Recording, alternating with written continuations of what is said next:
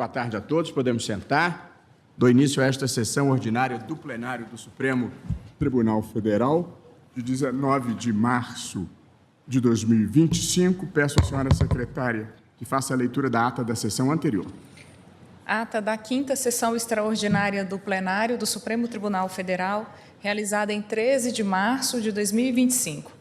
Presidência do senhor ministro Luiz Roberto Barroso. Presentes à sessão os senhores ministros Gilmar Mendes, Carmen Lúcia, Dias Toffoli, Luiz Fux, Edson Fachin, Alexandre de Moraes, Nunes Marques, André Mendonça, Cristiano Zanin e Flávio Dino. Procurador-Geral da República, Dr. Paulo Gustavo Gonê Branco. Abriu-se a sessão às 14h39, sendo lida e aprovada a ata da sessão anterior. Não havendo objeção quanto à ata, declaro aprovada. Cumprimento todos os ministros que participam da sessão e o nosso Procurador-Geral da República. Prezados colegas,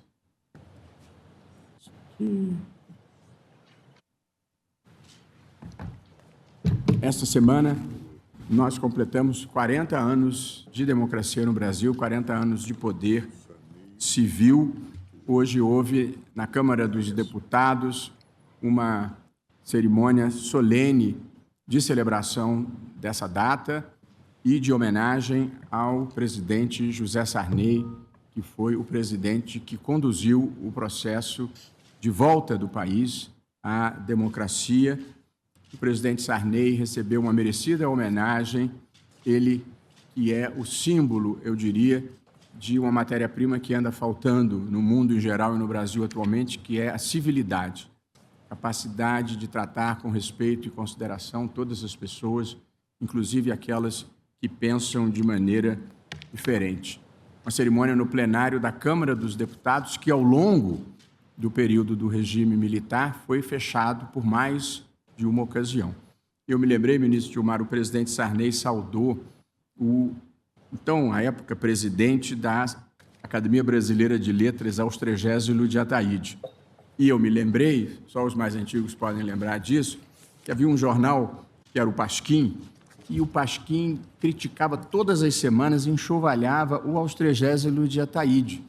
E eu era jovem ainda, final de adolescência, não conseguia entender por que uma figura tão amena quanto o Austrégésilo era tão criticado. E um dia veio a explicação, ele era a mais elevada autoridade do país que se admitia criticar naquela ocasião da censura política. Por isso que sobrou para ele. E nós, a nossa geração, nós todos aqui, acompanhamos todo o processo de redemocratização que se inicia com a abertura lenta, gradual e segura, bem lenta, do governo Geisel, com idas e vindas, período em que se enfrentou a tortura, finalmente, no país e se aboliram os atos institucionais, mas que também teve o fechamento do Congresso Nacional pelo pacote de abril em 1977. Acompanhamos também já o governo Figueiredo, que deu continuidade à abertura, aprovou a anistia ampla, geral e restrita, com a volta dos exilados ao Brasil, um momento importante, e que também viveu dois momentos dramáticos de reação dos porões do regime militar, que foram o atentado contra a Ordem dos Advogados do Brasil, em 1980, que vitimou Dona Lida Monteiro, e depois o atentado do Rio Centro, em 1981, que foi um atentado terrorista praticado a partir de hostes integrantes do Exército e que foi encoberto numa investigação que envergonhou a todos. Aquele momento foi a morte moral do regime militar no Brasil. Também acompanhamos, nós, os mais antigos, a campanha pelas diretas já, infelizmente não aprovado no Congresso, e depois a eleição que levou à presidência da República Tancredo Neves e José Sarney. Tancredo Neves, tragicamente, não pôde tomar posse. José Sarney, então, foi o presidente da República por aquele período e, cumprindo a promessa assumida, convocou, por emenda constitucional, a Constituinte, que elaborou a Constituição de 1988, que esse ano nós celebraremos 36 anos da Constituição, e com todas as suas circunstâncias e dificuldades e algumas atecnicalidades, foi a Constituição que fez a transição bem-sucedida de um regime autoritário, intolerante e muitas vezes violento para um Estado democrático de direito. E que, ao longo desse período, como nós sempre gostamos de destacar, assegurou ao país 36 anos de estabilidade institucional. E esse é um fato que eu, o ministro Alexandre, o ministro Gilmar, todos nós que ensinamos direito constitucional, sempre gostamos de lembrar e enfatizar, porque a história do Brasil sempre fora a história da quebra da legalidade ou da tentativa de quebra da legalidade constitucional. Eu sempre gosto de lembrar, para que nós não exageremos a importância desse momento, que a história do Brasil recente, tivemos Revolução de 30, Revolução Constitucionalista de 32, Intentona Comunista de 35, Golpe do Estado Novo de 37, Destituição de Getúlio Vargas em 45, Contragolpe preventivo do Marechal Lott para assegurar a posse do Juscelino Kubitschek, 2 tentativas de golpe contra Juscelino, Jacareacanga e Aragarças, veto dos ministros militares à posse de João Goulart em 1961, quando Jânio Quadros renunciou, golpe militar de 64, prorrogação do mandato de Castelo Branco, cancelamento das eleições de 65, ato institucional número 5 de 68, golpe dentro do golpe, com impedimento da posse de Pedro Aleixo em 1969, outorga da Constituição de 1969 pelos ministros da Marinha, do Exército e da Aeronáutica, anos de chumbo do governo Médici, fechamento do Congresso Nacional por Geisel em 1977. Portanto, essa era a história do Brasil, uma história de quebras sucessivas da legalidade constitucional ou de tentativas de quebras da legalidade constitucional. E nós conseguimos, nesses 40 anos, percorrer todos os ciclos do atraso e, apesar de um ou outro sobressalto mais recente, nós conseguimos preservar a institucionalidade. Nesse período, conquistamos estabilidade monetária e conseguimos uma expressiva inclusão social. Ainda não tivemos o crescimento econômico exponencial que nós precisamos para enfrentar a pobreza, caímos um pouco para trás em relação ao PIB, em contraste com Coreia do Sul, com Índia, com a própria China, mas precisamos recuperar algum tempo perdido. Mas esse é um momento de celebrar a transição democrática bem-sucedida brasileira e nós todos aqui no Supremo participamos desse processo ao longo do período, os ministros de ontem e de sempre, assegurando direitos fundamentais de mulheres, de afrodescendentes, de comunidade LGBTQIA+, de comunidades indígenas, de pessoas com deficiência. Esse foi um tribunal que esteve na trincheira do Estado de Direito e dos direitos fundamentais ao longo de todos esses anos e temos muitos motivos para nos orgulhar disso.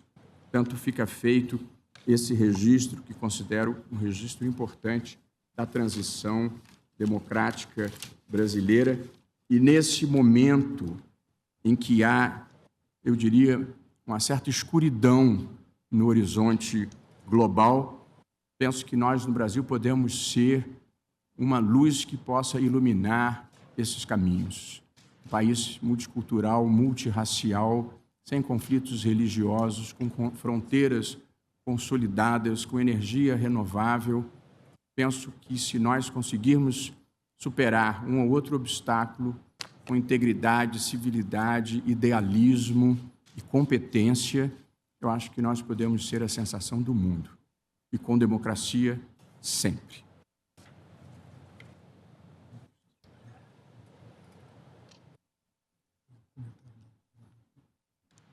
O ministro Gilmar Mendes pede para fazer o registro que estão presentes aqui os alunos da School of International and Public Affairs da Columbia University, que estão aqui estudando a atuação do Brasil na COP30. Sejam todos muitíssimo bem-vindos aqui entre nós. Muito grato pela presença, bom trabalho aqui entre nós. Chamo para julgamento a ação direta de inconstitucionalidade 5465, procedente de São Paulo, da relatoria do ministro Cássio Nunes Marques, requerente à Confederação Nacional do Comércio de Bens, Serviços e Turismo, CNC, e interessado o governador do Estado de São Paulo e interessados e a Assembleia legislativa. Aqui é uma ação em face dos artigos 1º, 2º, 3º e 4º da Lei 14.946 do Estado de São Paulo, uma lei estadual, e esses dispositivos prevêem, a possibilidade da cassação da inscrição estadual no ICMS de empresas que comercializarem produtos em cuja fabricação tenha havido uso de trabalho análogo à escravidão. 2, a mesma lei prevê a divulgação de lista nominal de empresas penalizadas. E 3, o impedimento de atuação de pessoa física ou jurídica no mesmo ramo de atividade pelo prazo de 10 anos. O julgamento foi iniciado em ambiente virtual. O ministro Cássio, na ocasião, julgou parcialmente procedente o pedido e foi integralmente acompanhado pelo ministro Cristiano Zanin. Entendeu o ministro Cássio que a lei estadual não invadiu a competência da União, pois estabelece sanção administrativa no âmbito tributário, sem tratar de relações de trabalho da empresa que comercializa mercadorias produzidas com trabalho análogo à escravidão. Ele, no seu voto, propôs a interpretação conforme do artigo 1º. Vou deixar Sua Excelência se pronunciar quando votar. Ainda em ambiente virtual, o ministro Alexandre de Moraes inaugurou a divergência, julgando procedente o pedido e declarando a inconstitucionalidade das leis, sustentando que os dispositivos impugnados violavam a competência privativa da União para legislar sobre o direito do trabalho e executar a fiscalização trabalhista. Antes do final da sessão virtual, eu pedi destaque do processo em razão da importância dessa matéria, que é o tema relacionado ao trabalho escravo, ao trabalho análogo à escravidão. Feita essa breve apresentação do caso e do histórico do julgamento até aqui, passo a palavra ao ministro Cássio Nunes Marques. Eminente presidente, ministro Luiz Roberto Barroso, na pessoa de quem cumprimento todos os membros dessa corte, senhor Procurador-Geral da República, senhora Secretária da Seção, senhores advogados, servidores, estudantes, boa tarde a todos. Senhor presidente, como reiniciou o julgamento, faria a leitura do voto integral, né? Como parecer bem a Vossa Excelência. Se quiser resumir, eu votarei em seguida, vou fazer um resumo, mas mesmo assim o tema comporta realmente uma explicitação, até porque há posições divergentes e vale a pena. Trata-se de ação direta em que a Confederação Nacional do Comércio de Bens, Serviços e Turismo, CNC, questiona a constitucionalidade dos artigos 1º, 2º, 3º e 4º da Lei Paulista 14.946, de 28 de janeiro de 2013, que, nos termos da ementa, dispõe sobre a cassação da inscrição no cadastro de contribuintes do Imposto sobre Operações relativas à circulação de mercadorias e sobre prestações de serviços de transporte interestadual e municipal e de comunicação, ICMS, de qualquer empresa que faça o uso direto ou indireto de trabalho escravo em condições análogas.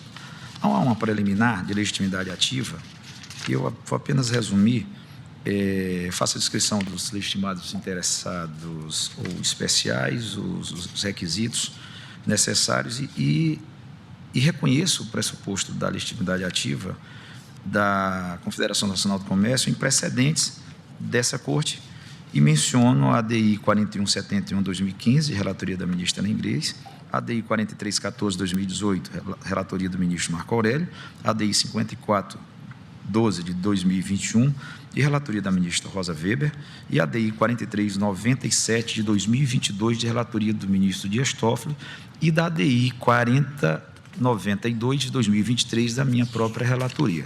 Não, com supedâneo nesses precedentes, eu reconheço a legitimidade ativa. Passo ao exame do mérito. A presente ação tem elementos de distinção com relação ao precedente estabelecido no julgamento da ADI 4.419, cuja ementa é a seguinte: agravo regimental em ação direta de inconstitucionalidade, Lei 4.744/2006 do Estado do Rio de Janeiro, instituição de nova exigência de documento como condição para habilitação de pessoas jurídicas de direito privado que pretendam celebrar contratos e convênios ou obter outorga de concessão no âmbito do Estado.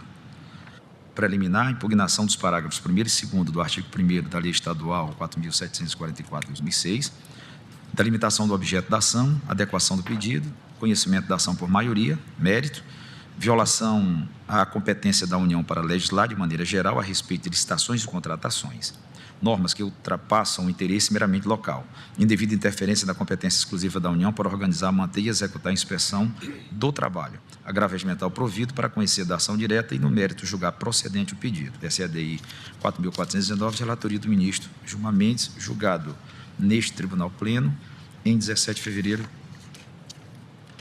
deste ano. Apesar da legislação fluminense tratar da mão de obra baseada em trabalho escravo, as normas estaduais declaradas inconstitucionais foram as seguintes, isso da lei do Estado do Rio de Janeiro, Lei 4.744, de 2006, artigo 1º, parágrafo 1º. As pessoas jurídicas de direito privado interessadas em celebrar contrato, convênio ou obter a concessão a que se refere o caput desse artigo, deverão apresentar certificado de regularidade expedido pela Delegacia Regional do Trabalho. Parágrafo 2º. Caso seja considerada irregularidade a emissão do certificado previsto no parágrafo anterior, a pessoa jurídica de direito privado ficará inabilitada pelo prazo de 5 anos a celebrar contrato ou convênio e obter concessão no âmbito do poder público estadual. No julgamento da DI 4419, inclusive com meu voto, a Corte decidiu pela natureza jurídica das normas impugnadas referente a licitações e a contratações, bem como a organizar, manter e executar a inspeção do trabalho, afrontando a competência privativa e exclusiva da União, respectivamente. A Lei Estadual Paulista, data vênia, não trata de licitação ou fiscalização do trabalho, mas da imposição de sanções à empresa que faça uso direto ou indireto de trabalho escravo ou em condições análogas. Desse modo, com todas as vênias e as compreensões diversas, há elemento de distinção entre o objeto desta ação e o da ADI 4.419, de modo a afastar a aplicação do precedente. 2.1. Do trabalho escravo contemporâneo no Brasil. A Lei 3.353, de 13 de maio de 1888, Lei Áurea, sob o ponto de vista estritamente legal, aboliu a escravidão no Brasil. Nada obstante, os negros estão libertos para sobreviver, precisaram se submeter a condições diversas degradantes de trabalho, sem qualquer regime legal que lhes garantisse um mínimo de dignidade. Com o desenvolvimento da sociedade brasileira, naturalmente se foi construindo um regime jurídico de proteção aos trabalhadores, até que, no ano de 1943, surgiu a consolidação das leis do trabalho, CLT, Decreto-Lei 5.452, de 1º de maio de 1943. Posteriormente, o regime de emprego em torno do qual gravitava a CLT deixou de ser o único a ser considerado pelo direito do trabalho. Outros arranjos foram se impondo, sem que isso significasse necessariamente menoscabo à dignidade do trabalhador. Apesar de tudo isso, ainda hoje não são poucos os episódios de trabalho em condições análogas à escravidão verificadas no país, especialmente no meio rural. Também ocorre, porém, nas urbes, onde os casos são mais frequentes na construção civil e na indústria têxtil. O aviltamento da dignidade humana de parcela dos trabalhadores, em especial daqueles que se encontram na base da pirâmide socioeconômica, significa agressão ao valor social da mais alta grandeza, razão por que se encontra capitulado também como crime na legislação nacional.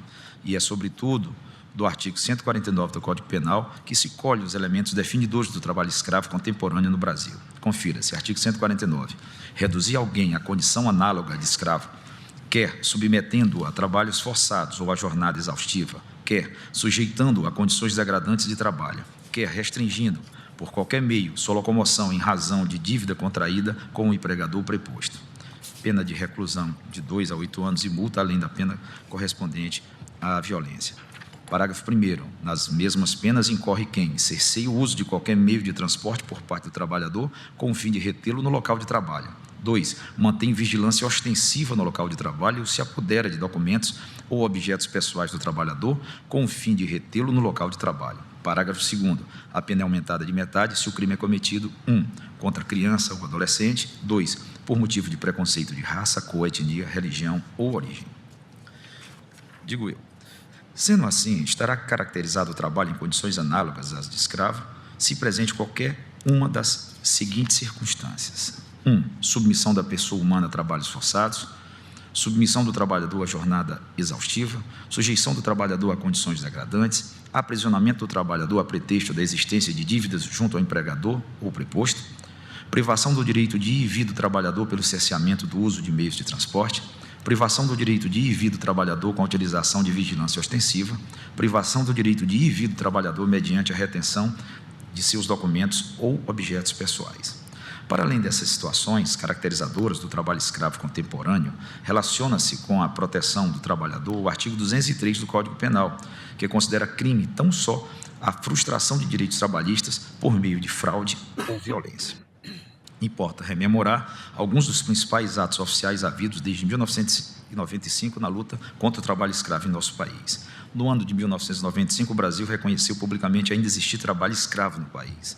Em 2003, foi criado o primeiro Plano Nacional de Erradicação do Trabalho Escravo, com a constituição da Comissão Nacional para a Erradicação do Trabalho Escravo.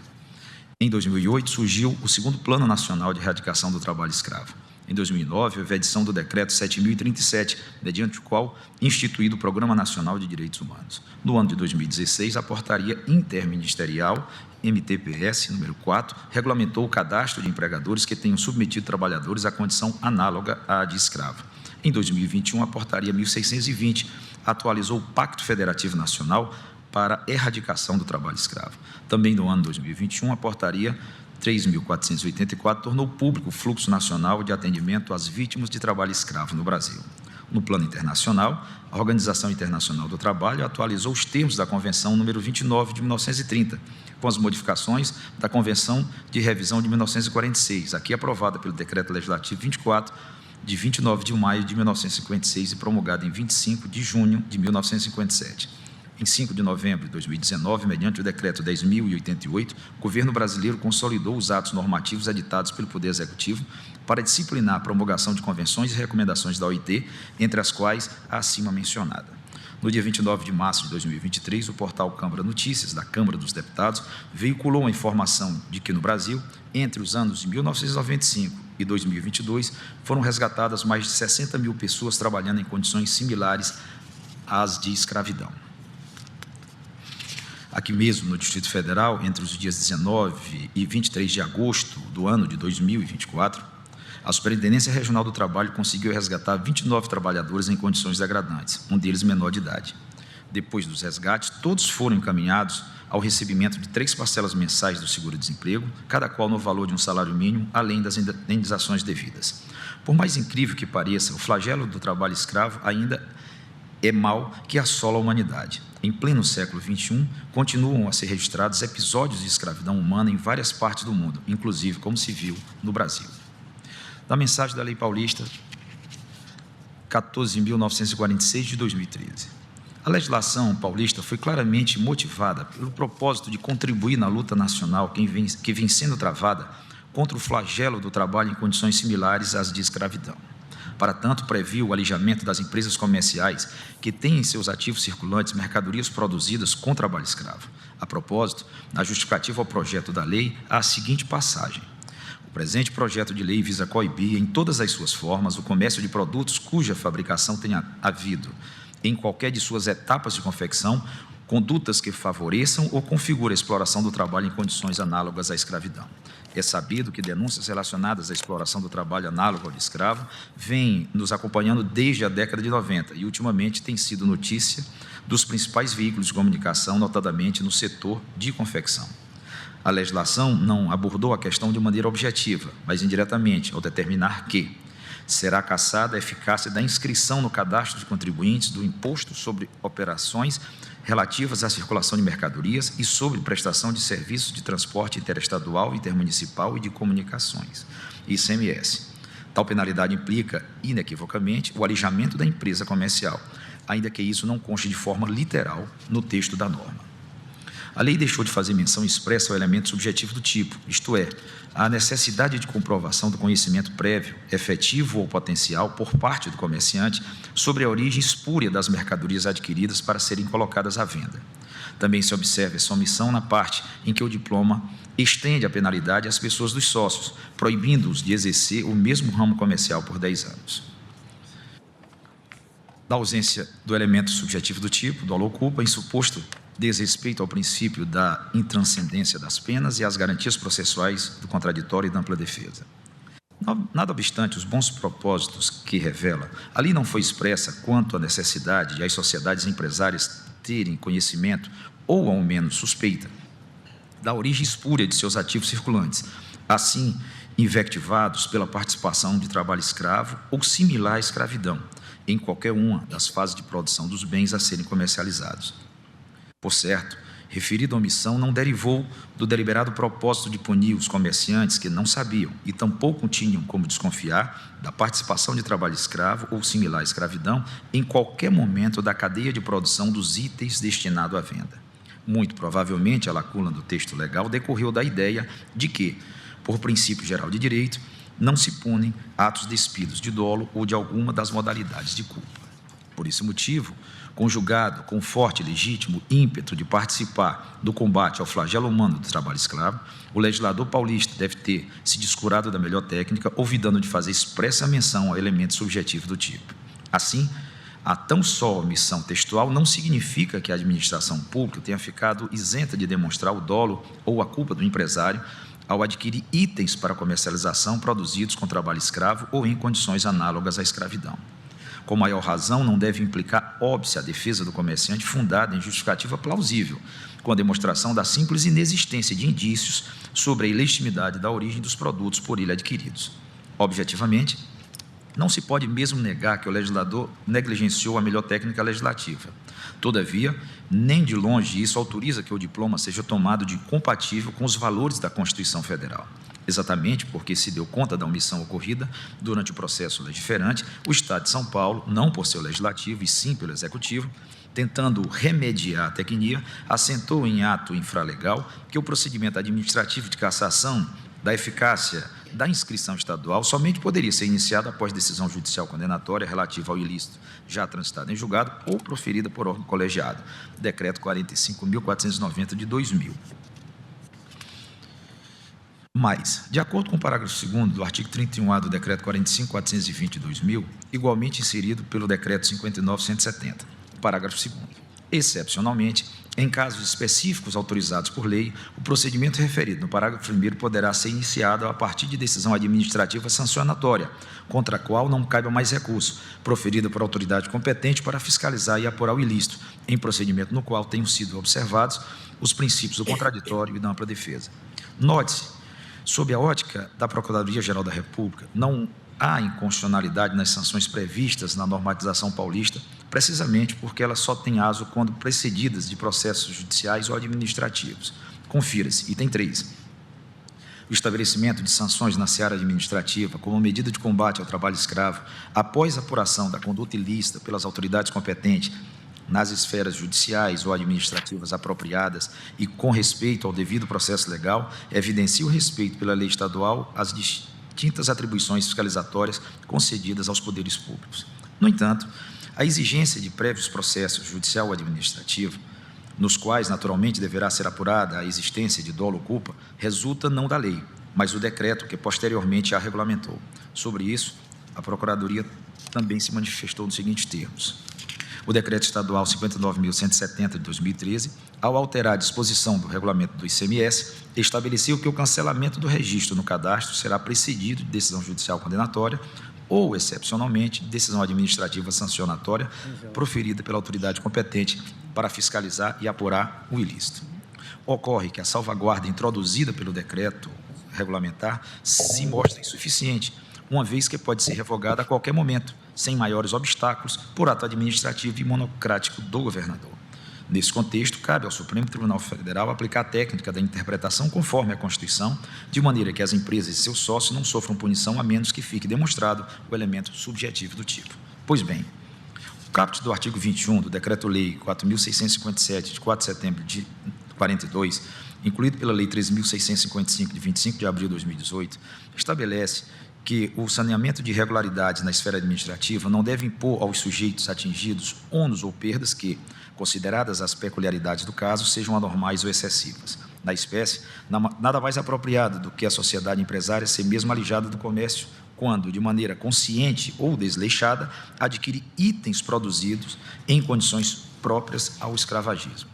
Por outro lado, revela-se desproporcional a cogitada sanção administrativa quando o empresário não tinha conhecimento nem condições de suspeitar da origem irregular dos produtos adquiridos para revenda em seu estabelecimento. A aplicação da lei paulista não pode ocorrer ao arrepio da norma do artigo 21 caput da Lei de Introdução às Normas do Direito Brasileiro. Antes deve conjugar-se a ela. Não estou absolutamente, e nem poderia, invocar a disposição da Lei de Introdução às Normas do Direito Brasileiro como parâmetro de controle de constitucionalidade. Baseio-me, sim, nos princípios gerais do artigo 21 caput do Decreto-Lei 4.657, de 4 de setembro de 42, aplicáveis na esfera administrativa, controladora e judicial, para buscar a interpretação mais adequada das normas paulistas questionadas, mediante exegese que observe e preserve os valores constitucionais. Portanto, a disposição legal e a penalidade nela prevista, para serem compatíveis com a Constituição, precisam ser interpretadas como a exigirem implicitamente a demonstração de dolo, revelado no conhecimento prévio da sociedade empresária sobre a origem espúria das mercadorias ou de culpa, considerada a existência de indícios aptos a fazerem o comerciante cogitar da mencionada espuriedade. Da alegada inconstitucionalidade formal decorrente da suposta invasão de competência material da União para executar a inspeção do trabalho. A legislação impugnada não prevê inspeção endereçada a identificar a exploração de trabalho análogo à escravidão em nenhuma das etapas de produção dos bens a serem comercializados.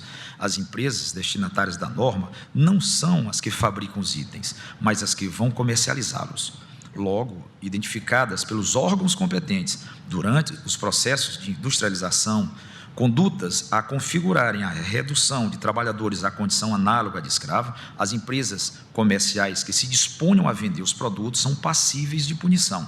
Não está caracterizada a alegada inconstitucionalidade formal por invasão da competência material reservada à União. Da alegada criação de juízo de exceção, Secretaria de Fazenda. Fundada na premissa de que a exploração do trabalho em condições análogas à escravidão é conduta tipificada como crime, a proponente identifica a figura de um tribunal de exceção na Secretaria de Fazenda do Estado de São Paulo, a qual atribuída a tarefa de formalizar o procedimento administrativo referente à sanção e comenta.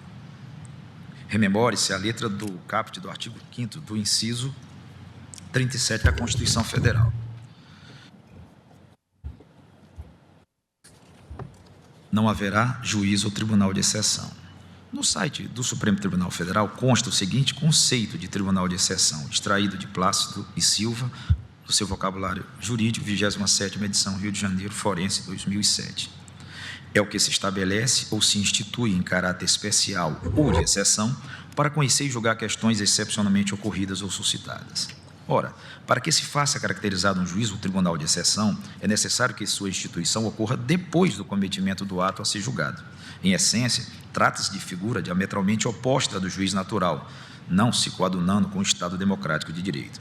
Portanto, diante de materialidade e autoria conhecidas ou apenas imputadas, o órgão julgador é estabelecido, tudo com o propósito de se manter sob o controle o teor do julgamento. Na espécie, não se verifica a criação de qualquer órgão julgador endereçado a fatos que já tenham ocorrido.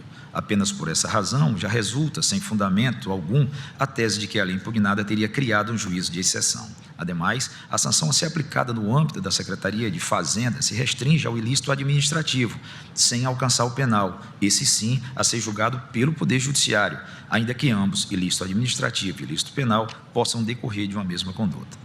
Também não procede a alegação de inconstitucionalidade fundada na suposta criação de um juízo de exceção ao arrepio da garantia individual prevista no caput do artigo 5º, inciso 37 da Constituição. Da apontada ausência do elemento subjetivo do tipo, dolo, culpa ou mesmo de ato de gestão por parte dos sócios de empresa comercial apenada em suposto desrespeito ao princípio da intranscendência das penas e às garantias processuais do contraditório e ampla defesa. A imprecisão técnica existente no artigo 1º se repete no artigo 4º da Lei Paulista em discussão. O derradeiro a proibir que os sócios tornem a atuar no mesmo ramo comercial pelo prazo de 10 anos, independentemente de dolo, culpa ou atos de gestão. Sendo igual a técnica verificada, a solução também há de ser a mesma, valer-se do método da interpretação conforme a Constituição. Nas informações, a Assembleia Legislativa de São Paulo ressaltou que a extensão da sanção aos sócios, obviamente, deverá ser precedida da apuração de suas responsabilidades na gestão dos negócios no âmbito de processo administrativo que deflui da própria legislação em exame. A articulação procede considerada a primeira parte, mas não a segunda.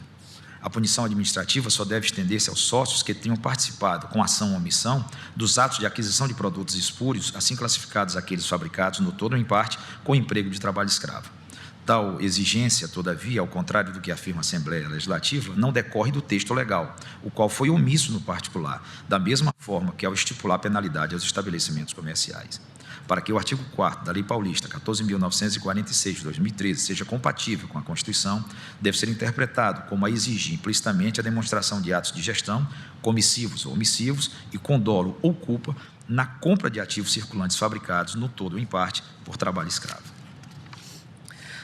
Da arguida inconstitucionalidade do artigo 4º da Lei Estadual 14.946, de 2013, por invasão da competência privativa da União para legislar sobre direito comercial. A tese de inconstitucionalidade do artigo 4º da Lei 14.946, de 2013 foi suscitada pela Procuradoria-Geral da República, do parecer cujo seguinte excerto: usurpa a competência privativa da União para legislar sobre direito comercial norma estadual que proíbe os sócios de empresa penalizada pelo uso de trabalho escravo, pelo prazo de 10 anos, de exercer atividade no mesmo ramo em estabelecimento distinto ou em nova empresa. Parecer pela procedência parcial do pedido, a fim de que seja declarado inconstitucional o artigo 4º, inciso 1 e 2, e parágrafo 1º da Lei 14.946, de 2013, do Estado de São Paulo. É inegável que a norma, ao vedar alguns indivíduos o exercício do comércio no mesmo ramo da empresa da qual eram sócios, tangencia a esfera do direito comercial. Não há ponto, porém, de ser incluída na seara própria exclusiva desse ramo do direito. No caso em apreço, a legislação paulista surge como mais um mecanismo de concretização dos relativíssimos propósitos da República Federativa do Brasil, plasmados no artigo 1º, inciso 3, e 3º, incisos 1, 2, 3 e 4 da Constituição Federal.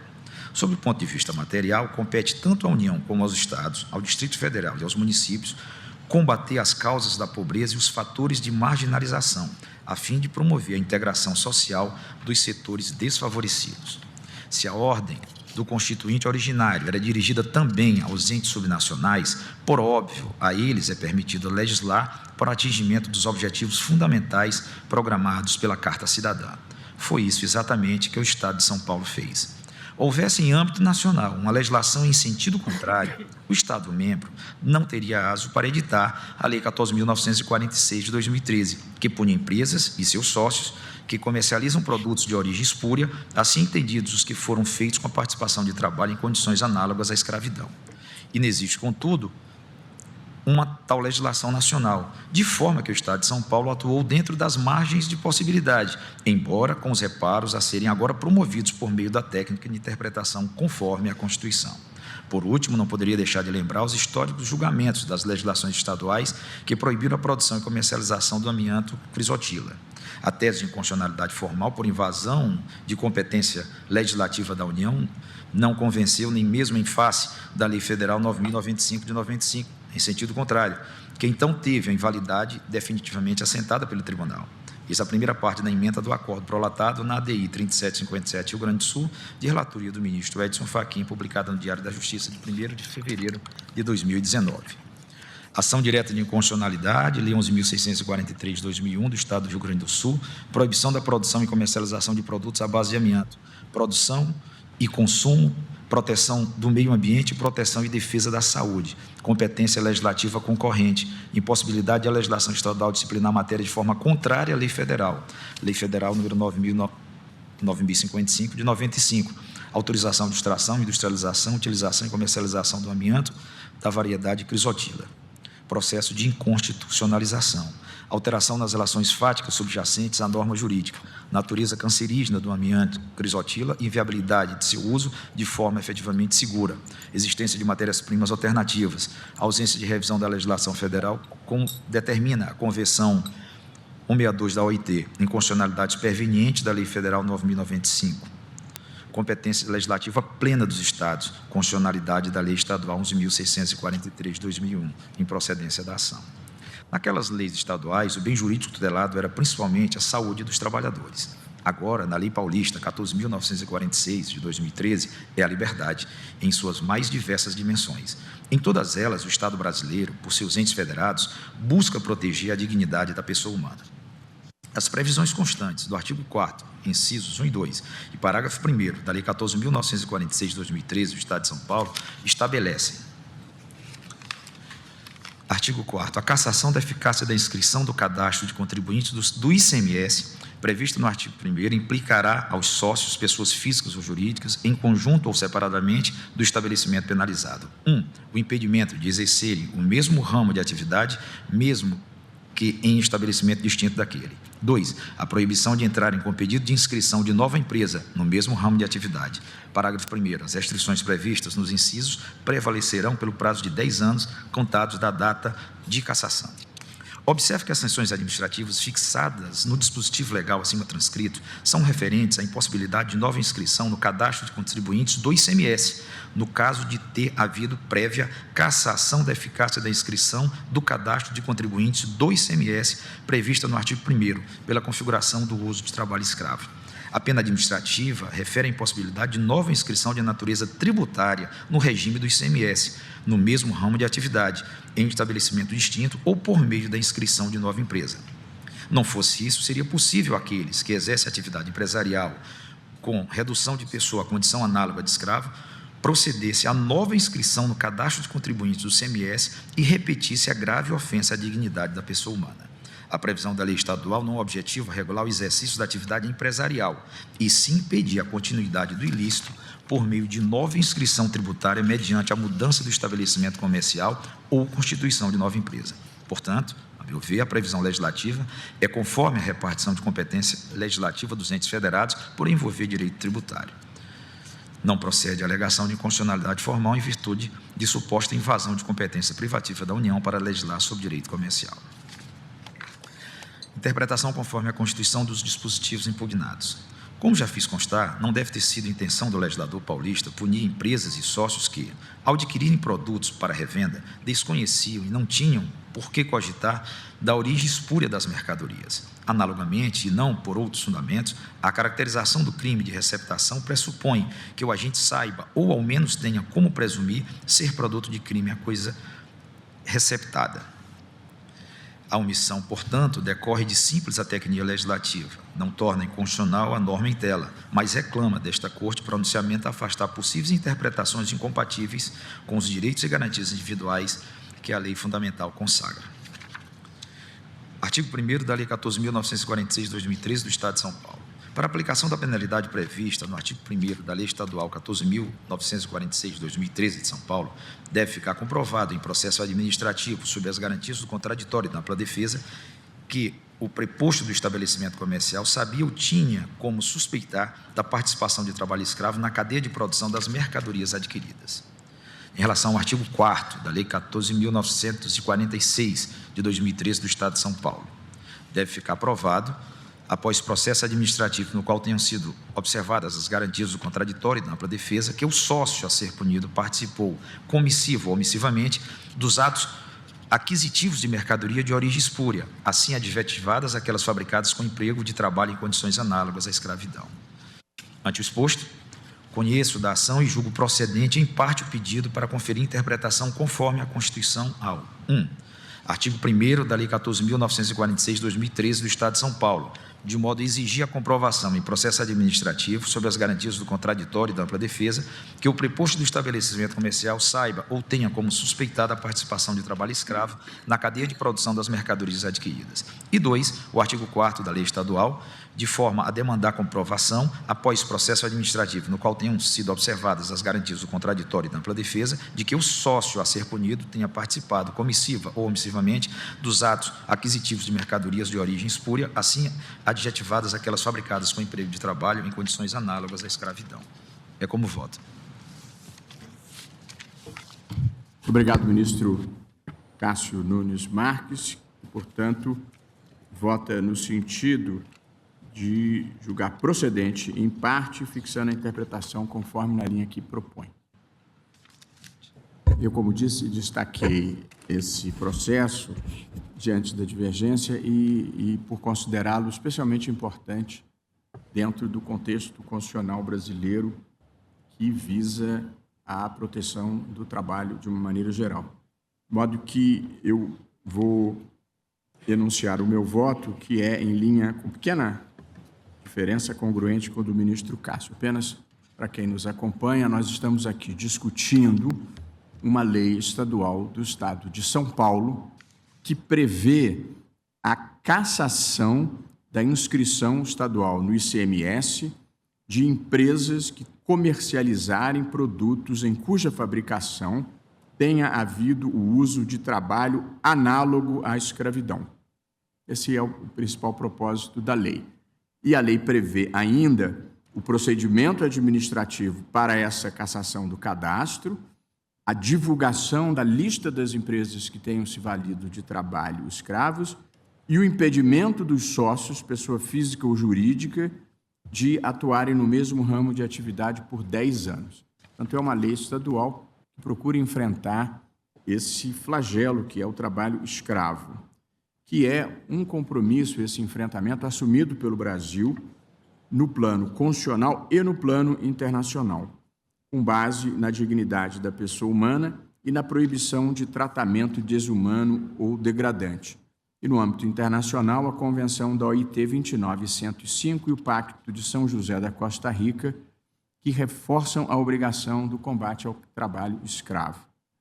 O trabalho análogo à escravidão, permitam apenas um segundo.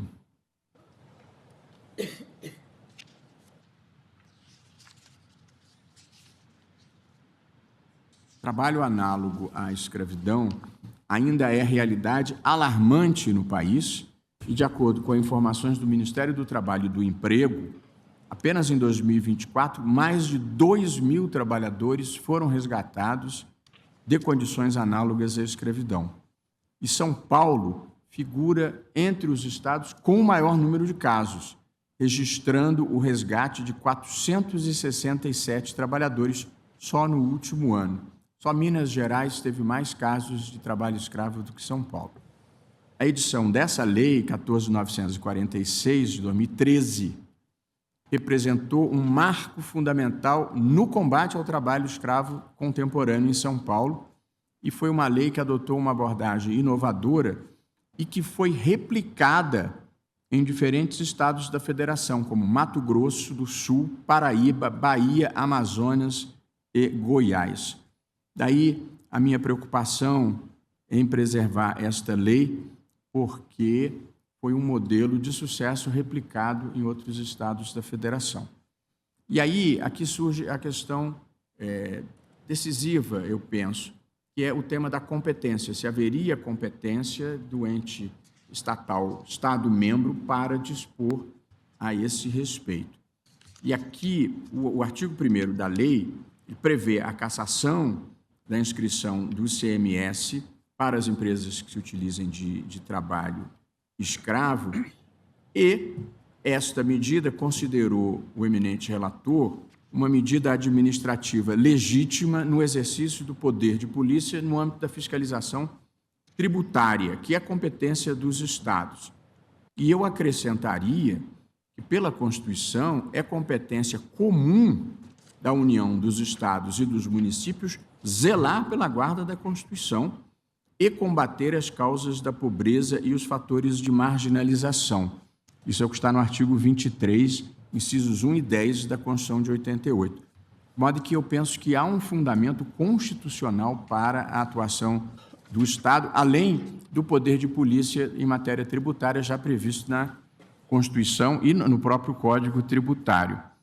De modo que o que se está fazendo aqui não é instituir para o Estado o poder de fiscalizar a ocorrência de trabalho escravo. Essa competência continua a ser da União.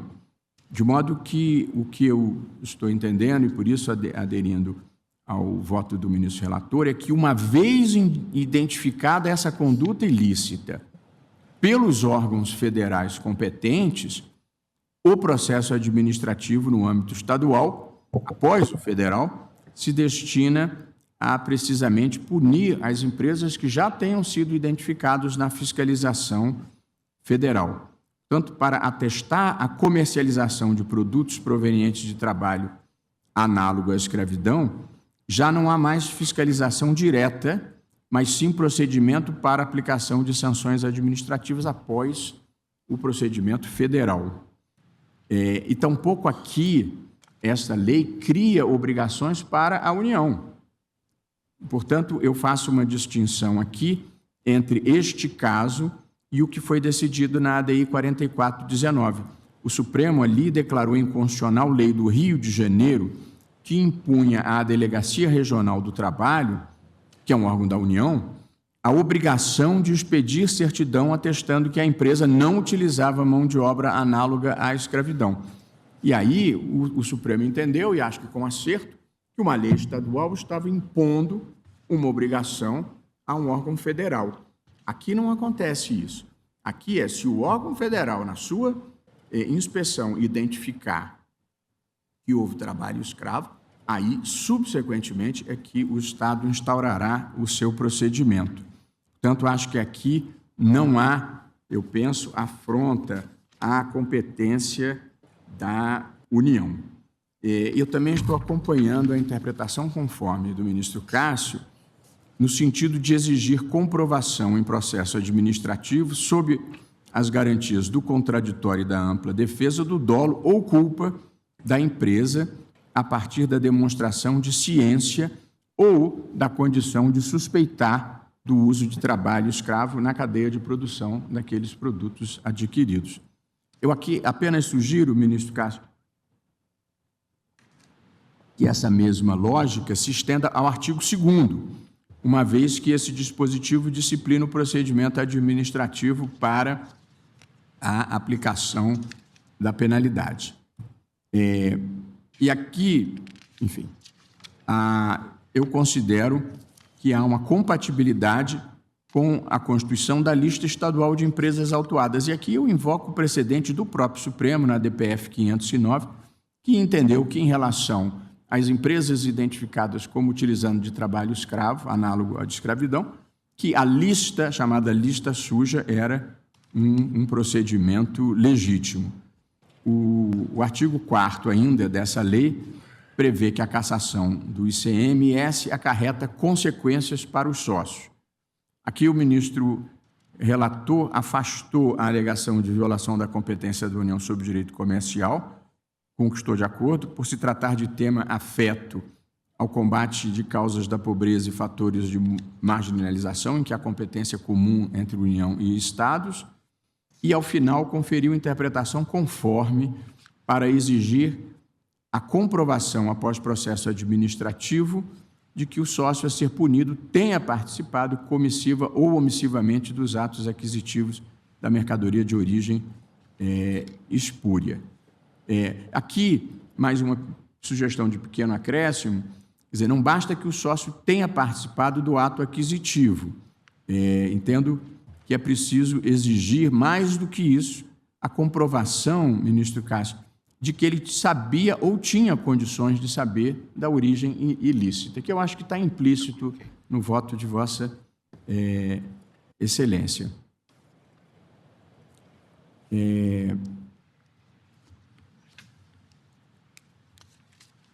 Passo, então, ao meu dispositivo e tese no seguinte sentido. Pedido parcialmente procedente, como o ministro Cássio, para fixar a interpretação conforme a Constituição dos artigos 1º e 2º da lei estadual, nos termos propostos pelo ministro relator. E 2, fixar a interpretação conforme ao artigo 4º para exigir a comprovação em processo administrativo, sob as garantias do contraditório e da ampla defesa, que a empresa ou sócio sabia ou tinha condições de suspeitar da utilização de trabalho escravo na cadeia de produção das mercadorias adquiridas, não sendo suficiente a mera presunção de conhecimento.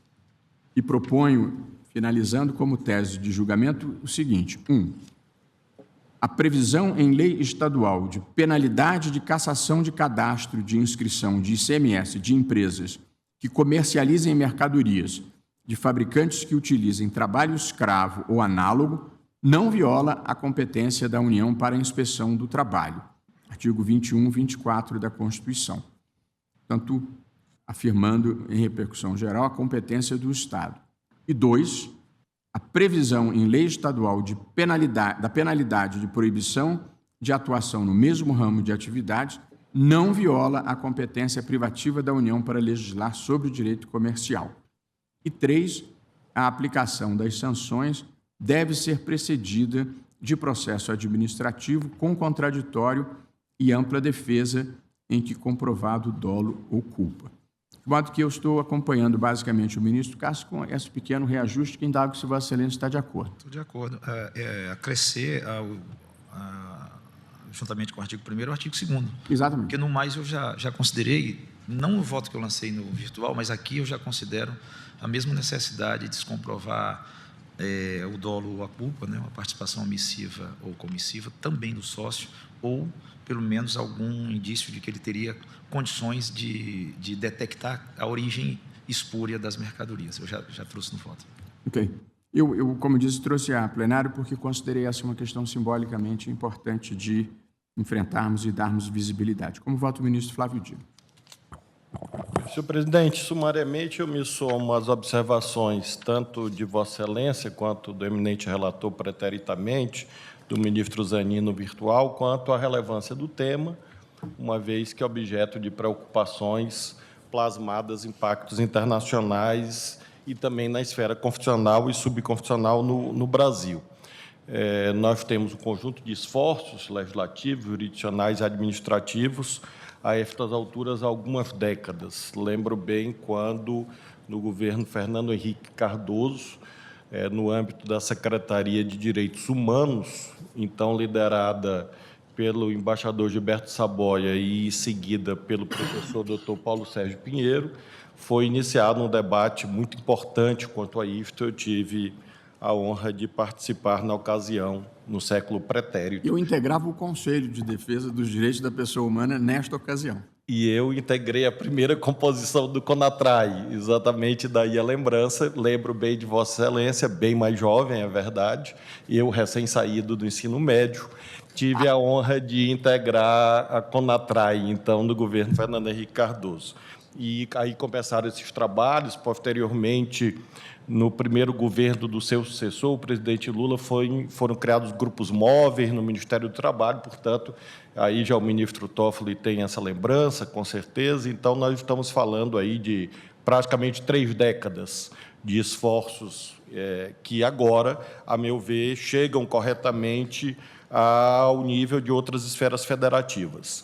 E porque, de fato, é uma temática abrangida no âmbito daquilo que a Constituição de 88, de modo inédito e correto, definiu como competência comum, sob o palio do artigo 23 da Constituição.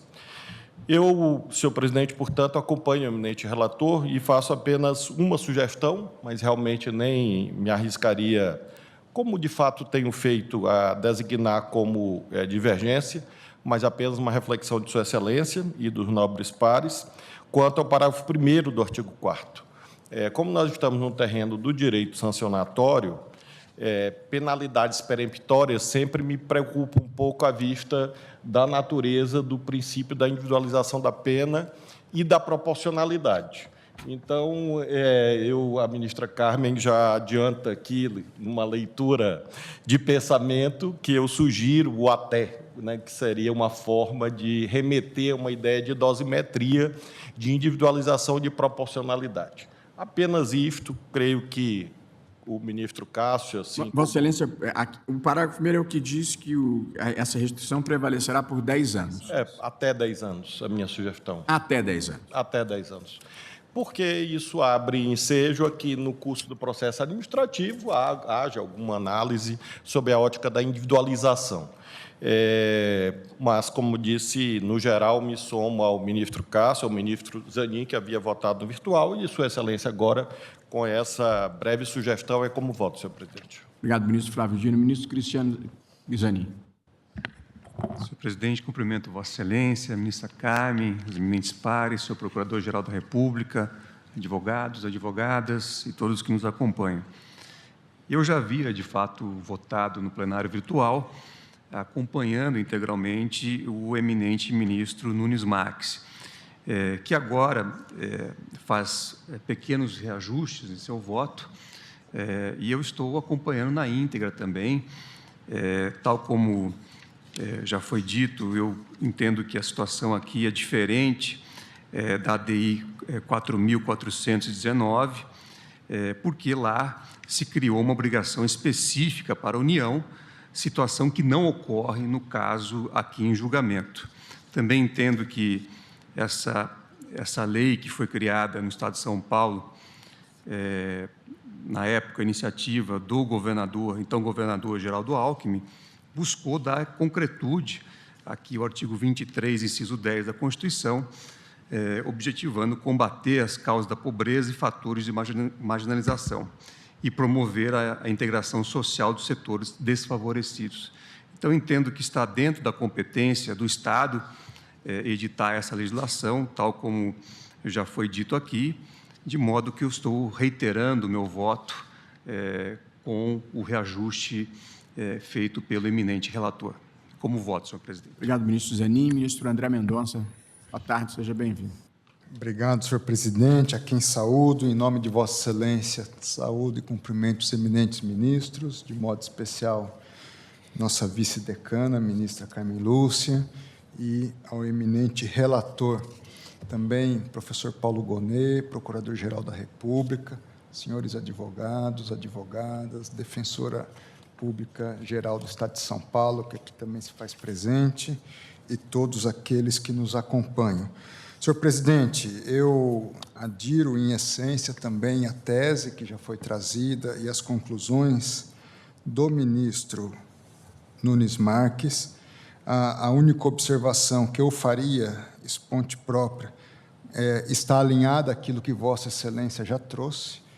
Há um paralelismo, um certo paralelismo entre a primeira parte do dispositivo, referente ao artigo 1º, agora adicionado ao artigo 2º, com aquele pertinente ao artigo 4º. Em relação ao preposto, se demandava o conhecimento ou a suspeita. Em relação ao sócio, eram outros requisitos, era a participação no negócio em si. Não necessariamente um sócio que conheça, participou da compra.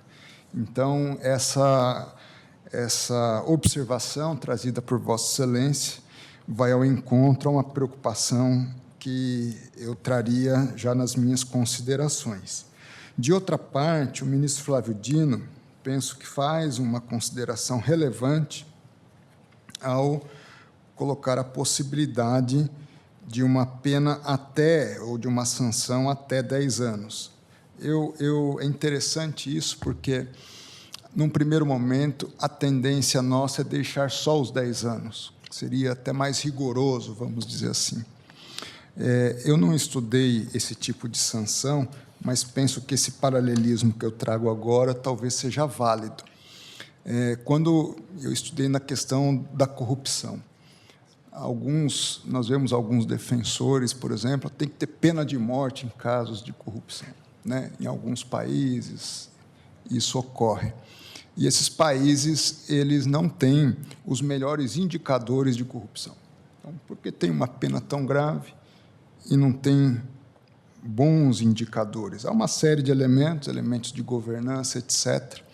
Mas, no que tange a aplicação da pena propriamente dita, estudos demonstram que, se a pena é gravíssima e exclusiva num sentido, ao invés de se aplicar a pena, há uma tendência em si não aplicar a pena.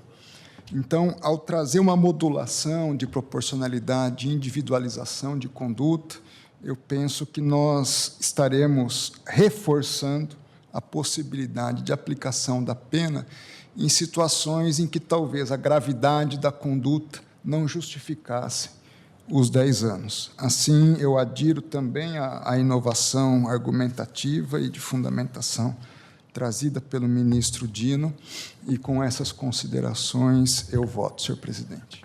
Muito obrigado, ministro André Mendonça, e adere, portanto, à posição do relator, com a possível mudança no parágrafo 1º para, em vez de ficar 10 anos fixos, ficar até 10 anos.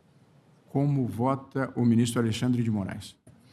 Boa tarde, presidente. Cumprimento Vossa Excelência, ministra Carmen, ministros, cumprimento o Procurador-Geral da República, professor Paulo Gonet, cumprimento a Defensora Pública Geral do meu Estado, Estado de São Paulo, também os estudantes presentes. Antes do voto, presidente, quero aqui também acompanhar as palavras de Vossa Excelência em relação aos 40 anos da redemocratização do país. E eu repito sempre, presidente, não só a questão da redemocratização, mas depois da Constituinte e da nossa Constituição.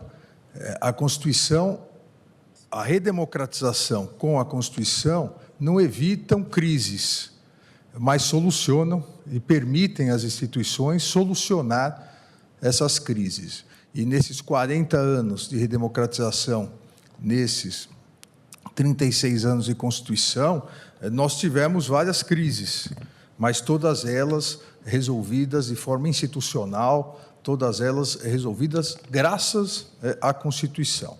E naquele momento, há 40 anos atrás, entre tantas figuras, 3 figuras importantíssimas, Tancredo Neves, Ulisses Guimarães e o presidente Sarney. O presidente Sarney, que foi, com todos os problemas naquele momento, foi quem conseguiu conduzir com serenidade, com firmeza, conseguiu nos conduzir à redemocratização. Então, fica aqui também o meu registro a todos aqueles que democraticamente auxiliaram o Brasil na pessoa do presidente Sarney. Presidente, também quero parabenizar Vossa Excelência pelo destaque que fez. Eu, já logo após o voto do ministro Zanin, eu havia divergido do relator, o ministro Zanin votou logo depois e ressaltou a questão que Vossa Excelência agora também ressaltou, da diferença entre esse caso e o precedente do Rio de Janeiro. Naquele momento, a legislação fluminense, na ADI 4419 de 2000, a legislação de 2006, acabava criando uma obrigação a um órgão federal. E aqui não há essa obrigação. Aqui, realmente, o Estado de São Paulo legislou nos limites das suas competências e visando um bem maior, que é coibir o trabalho escravo. Então, eu altero o meu voto inicial, acompanho o eminente relator com as considerações feitas por Vossa Excelência. Muito obrigado, ministro Alexandre. Justamente para permitir esse debate e temendo um retrocesso nessa matéria, fico feliz com o reajuste de Vossa Excelência. Ministro Luiz Edson Fachin. Senhor presidente, cumprimento Vossa Excelência, ministra Carmen, os eminentes pares, de modo especial o ministro relator, ministro Nunes Marques. Também examinei a matéria na linha do voto de Sua Excelência o relator e das observações que aqui foram feitas.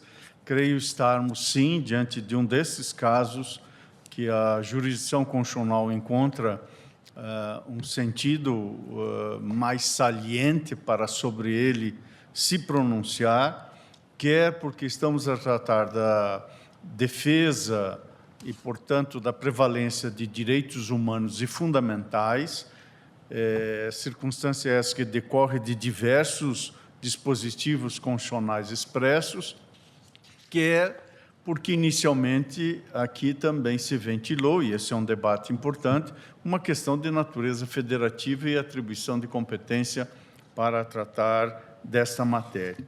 De modo que, nessa declaração de voto, eu estou a lembrar, portanto, diversos dispositivos da Constituição e também aquele que veio na Emenda Constitucional 81, tratando da expropriação de imóveis com exploração de trabalho escravo, mas, de um modo especial, gostaria de lembrar, eminentes colegas e presidentes, que, à luz da cláusula de abertura do parágrafo 2º do artigo 2º da Constituição, esse é um tema que dialoga com a Convenção Interamericana de Direitos Humanos, nomeadamente com o que está no artigo 6º da Convenção. E, portanto, norma que se projeta sobre esse tema, além das convenções 29 e 105 da Organização Internacional do Trabalho, que o Brasil internalizou adequadamente por meio de decreto em 2019. Ademais, nessa matéria, talvez não seja demasiado lembrar que menos de 10 anos atrás, o Brasil foi condenado pela Corte Interamericana de Direitos Humanos, no caso Fazenda Brasil Verde, e, portanto, a condenação da CIDH determinou ou, enfim, recomendou que o Estado brasileiro adotasse políticas que promovessem a garantia de não repetição de práticas cruéis como a escravidão e o trabalho escravo, e assim nesta linha. Quanto à natureza desta sanção, creio que Sua Excelência, o relator, bem indicou a circunstância de tratar-se aí do exercício de direito de polícia num determinado campo específico da atuação que é legítima por parte do ente federativo subnacional. Creio que já desde o voto inicial e depois explicitado no voto no âmbito do plenário virtual pelo ministro Cristiano Zanin, e agora reafirmado aqui por Sua Excelência o presidente, nós estamos aqui diante de um tema próprio do exercício do poder de polícia.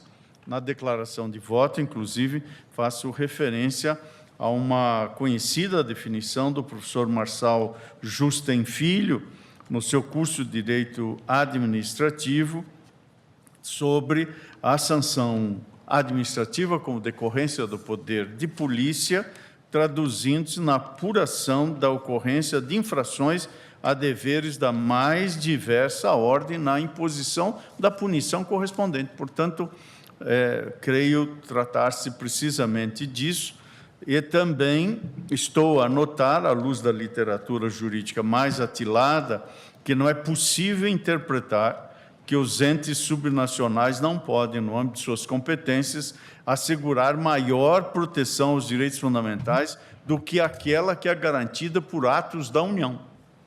Portanto, como o exercício legislativo do ente federal não afasta expressamente a atribuição estadual, nessa espacialidade, o ente subnacional pode ampliar, e além de atuar, mas pode ampliar a proteção de direitos fundamentais, como escrevem os professores, dentre outros, José Arthur Castilho de Macedo, no estudo Quando os Direitos Transbordam, os Direitos Fundamentais Estaduais e Transfederalismo, Marcelo Labanca Corrêa de Araújo, Emílio Peluso Nedermeyer, ambos na obra sobre direitos fundamentais estaduais e constitucionalismo subnacional, com Luiz Fernando Esgarbosa. De modo que, com base nessas ponderações, presidente, eminentes colegas, eu também estou acompanhando Sua Excelência, o relator, as inteiras, subscrevendo o que aqui, nesta sessão, foi aditado, por assim dizer, acrescido nas intervenções que me precederam, especialmente nesta ideia de estabelecer, por assim dizer, um limite máximo, mas não mínimo, da imposição da sanção para adotar um juízo de proporcionalidade nesta matéria.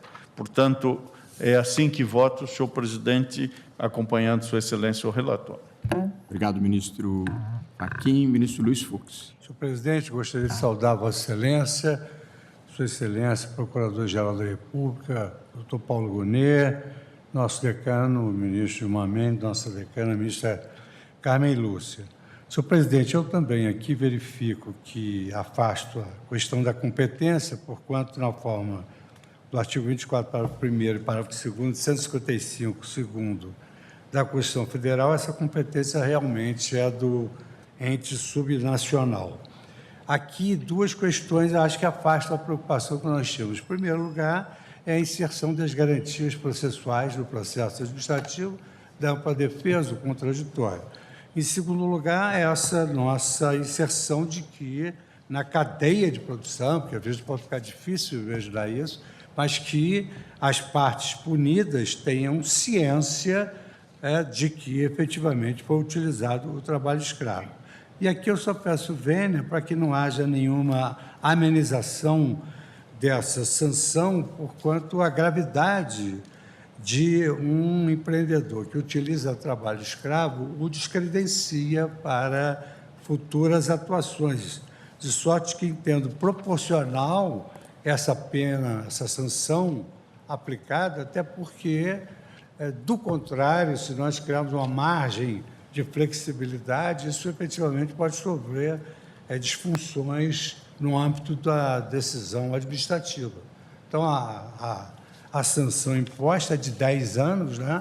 E entendo ela bastante compatível com a natureza e a gravidade da sanção e do ilícito, ou seja, a utilização do trabalho escravo. E, por fim, fugindo aqui do processo, mas, tendo em vista que Vossa Excelência se pronunciou, também ratificar as palavras de Vossa Excelência sobre todas as reações que fizeram com que o Brasil solucionasse de maneira institucionalizada todas as crises que atentaram contra a nossa democracia. E nós estamos agora no limiar de resolver uma mesma questão de maneira institucionalizada através da via judicial. Eu fico um pouco preocupado, não quero ser o estraga-prazeres aí nesse ambiente, de se conferir a uma Secretaria de Fazenda dos Estados esse poder de fazer o juízo. Já temos muita discussão sobre o que é trabalho escravo. Mas depois do juízo feito pelo Ministério do Trabalho. Eles só podem cassar a inscrição se o Ministério do Trabalho concluir que havia trabalho escravo. Portanto, eles não têm autonomia. O órgão federal, né?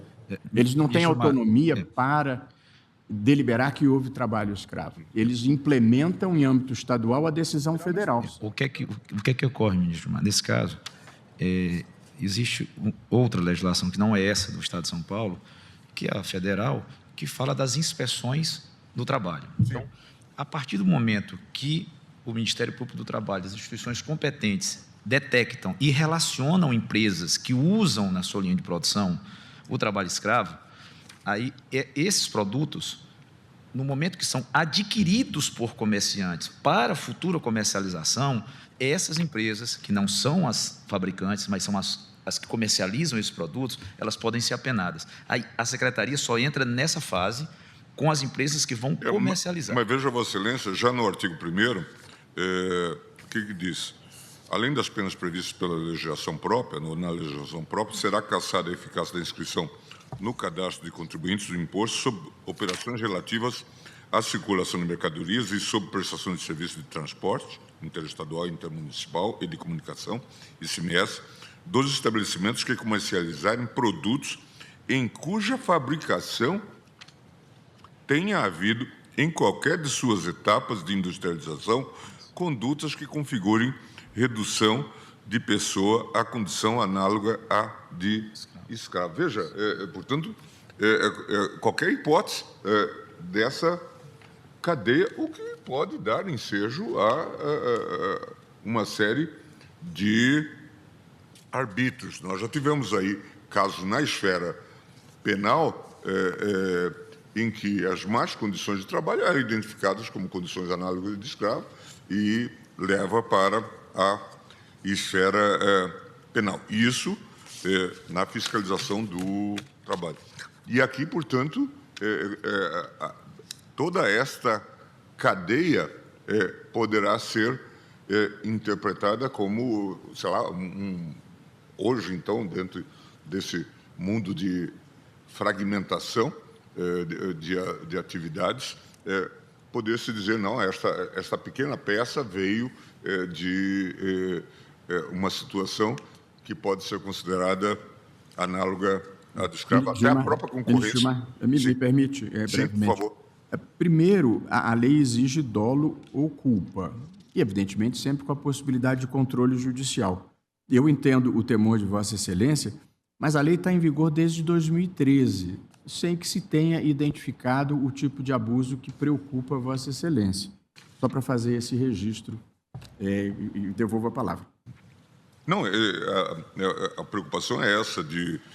nós já temos jurisprudência nesse sentido, e a Procuradoria, inclusive, se manifestou no sentido da invasão da competência da União, de modo que queria, pelo menos, manifestar essas reservas mentais. Ok, vou continuar. Vossa Excelência já quer votar? Não, Aguardo. não. Então, como voto o ministro Dias Toffoli. Senhor presidente, cumprimentando Vossa Excelência, nosso decano, ministra Carmen, eminente relator, todos os colegas, senhor procurador-geral da República, defensoria, os advogados e advogadas que atuaram no feito, senhoras e senhores, subscrevo inicialmente, senhor presidente, as manifestações a respeito dos 40 anos da redemocratização, com a efeméride marcante do dia 15 de março de 1985. Ontem tive a oportunidade de representar e falar em nome do Poder Judiciário na sessão solene no Senado da República. E aqui, então, subscrevo as manifestações já realizadas. Senhor presidente, eu vim aqui com as anotações exatamente de acompanhar um voto que hoje foi excomungado, o voto do ministro Alexandre de Moraes. E eu vou pedir vênia a uma maioria já formada para manter esse posicionamento, porque é o mesmo posicionamento que eu já tomei e já votei em um processo que ainda não findou o julgamento, que é a ação direta de inconstitucionalidade número 4.419, que diz respeito a uma lei do Estado do Rio de Janeiro, Lei Estadual 4.744, essa com vigência mais antiga ainda do que a que hora estamos a falar, ministro Gilmar. Uma lei do Estado do Rio de Janeiro de 2006, e que eu votei exatamente no sentido da inconstitucionalidade. Assim como lá votaram, ainda não terminou, evidentemente que os votos podem ser reajustados, mas eu não estou aqui a excomungar o voto lá proferido. Eu, ministro Alexandre de Moraes, ministro André Mendonça, ministro Cristiano Zanin e o próprio relator desta ação, ministro Nunes Marques. Pelo menos é o que eu tenho aqui nas minhas anotações, no julgamento da ação direta 4419, em que vedava a contratação com o poder público por empresas que exploram trabalho escravo e por vício de competência para atuar em relação à competência legislativa privativa de legislação por parte da União para direito do trabalho.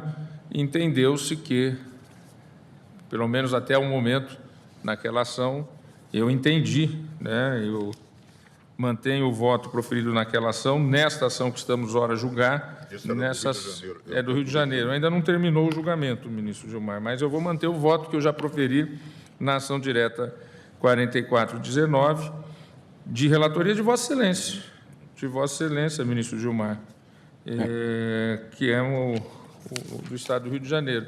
Então, eu vou pedir vênia para divergir de uma maioria já formada e que tende a se consolidar no julgamento dessa ação, para manter o posicionamento que já fizera naquela referida ação de relatoria do ministro Gilmar Mendes. É como voto, senhor presidente. Obrigado, ministro Dias Toffoli, que vota divergente. Ministra Carmen Lúcia. Senhor presidente, senhores ministros, que cumprimento de uma forma especial na pessoa do relator, ministro Nunes Marques, senhor Procurador-Geral da República, senhores advogados, servidores. Presidente, em primeiro lugar, eu quero também secundar Vossa Excelência nas observações iniciais feitas sobre a importância de estarmos comemorando 40 anos da redemocratização, com a ênfase à figura do presidente Sarney, como lembrou aqui o ministro Alexandre, que, juntamente com outros grandes brasileiros, fizeram aquela tão difícil travessia no momento da maior importância para o Brasil, para que a gente vivesse o que estamos vivendo agora. Como bem disse o ministro Alexandre, crises continuam a ocorrer, mas nós temos instituições com força, vigor e, principalmente, com a perseverança necessária para que a gente possa resolvê-las nos termos de um Estado de Direito, vale dizer, aplicando a Constituição e fazendo com que, a cada crise, a gente aprenda para que, na medida do possível na vida, não venham novas. Então, também como Vossa Excelência, como presidente do Supremo, considero que é da maior importância o papel deste Supremo Tribunal Federal, como tem atuado nestes 40 anos, e que continuará a atuar, bem dizia Ulisses Guimarães na tarde de 5 de outubro de 88, enquanto houver a Constituição, haverá democracia, por isso que o traidor da Constituição é um traidor da pátria. quanto ao caso, presidente, eu estou acompanhando o relator com algumas observações que deixarei registrada em voto. O Brasil, em 1815, começou a assinar documentos internacionais se comprometendo, nem havia Brasil, portanto, como país soberano, como Estado soberano, para dizer que não aceitaria que viessem escravos mais para o Brasil traficados. E estamos aqui ainda hoje com vício até de linguagem, presidente, porque se fala em trabalho escravo, o que é uma contradição nos termos. Trabalho é valor, escravidão é crime. Então, trabalho escravo é algo que não pode existir porque é realmente contraditória a expressão.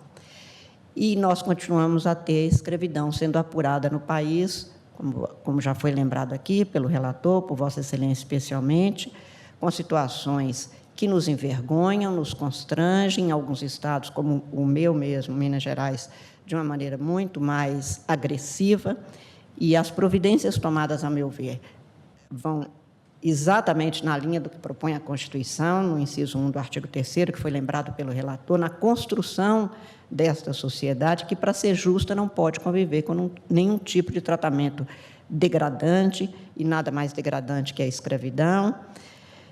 Por isso mesmo, eu acho que todos os estados, municípios, como a União, têm a obrigação de zelar pelos princípios constitucionais e pelos valores constitucionais maiores, um dos quais é exatamente o valor social do trabalho, que está no inciso 4º do artigo 1º da Constituição, é obrigação do Estado. Neste caso, não me parece que haja nenhuma interferência que possa contaminar, de alguma forma, a rigidez federativa, as competências estão preservadas.